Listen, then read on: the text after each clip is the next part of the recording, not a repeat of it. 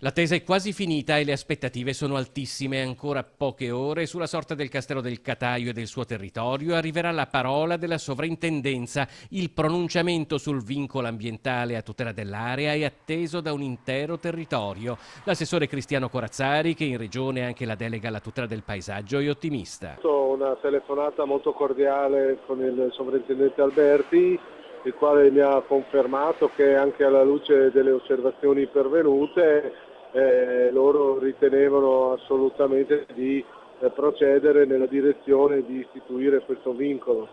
Sappiamo anche la sensibilità della cittadinanza che c'è rispetto a questa tematica e siamo molto attenti a seguire l'iter che vi sarà anche da parte della sovrintendenza. Una sensibilità e un impegno a tutela del territorio di tanti cittadini che ha sempre visto la nostra emittente in prima fila al loro fianco, mantenendo sempre alta l'attenzione sul problema. Dalla soprintendenza in questo senso può arrivare una presa di posizione importante.